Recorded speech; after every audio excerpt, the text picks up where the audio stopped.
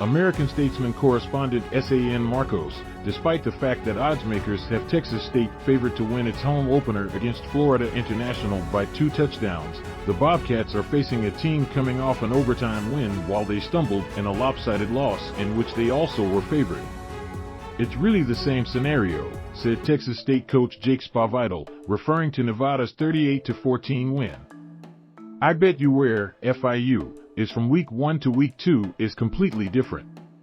That's how Nevada was last week in terms of how they played and ironed out all the wrinkles that they had in week 1. We're expecting FIU's best coming into it. They are a very well-coached team in all 3 phases of the game: more, eliminating turnovers. Mistakes are at the top of Texas State's week 2 fixes last year. The Bobcats beat the Panthers in overtime. FIU quarterback Gunnar Holmberg was knocked out of last week's win over Bryant after completing 14 of 20 passes for 103 yards and a touchdown. Sophomore backup Grayson James, a product of Duncanville who also was recruited by the Bobcats, threw for 4 touchdowns in relief. Holmberg is in concussion protocol and will be a game-time decision Saturday. Either quarterback will have a reliable target in Tyrese Chambers, a senior from Baltimore who was named to the All-Conference USA second team last year after setting FIU records in receiving yards, 110.74, and touchdown receptions. 2 in the nation in yards per catch, 23.87, and had 10 receptions that went for 40 yards or more. He had 8 catches for 86 yards and 2 scores last week, including the winner.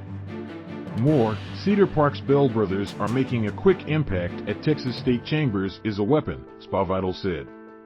"We have to mix up the looks for their quarterback more than anything. If you pay certain attention to him, that's going to open some things up in the run game.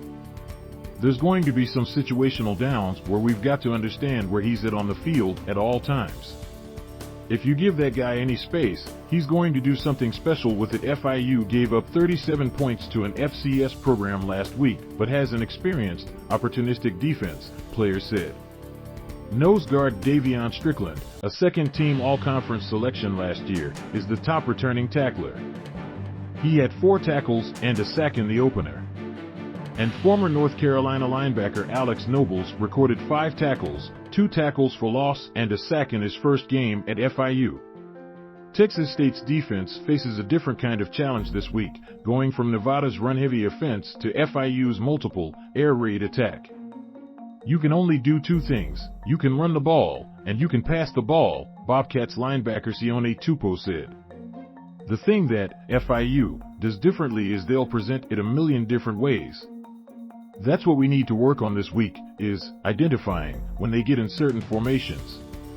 They like to run certain plays in certain formations. We can dissect that, but they are going to play with your eyes a little bit." Florida International at Texas State, 6 p.m., 89.9.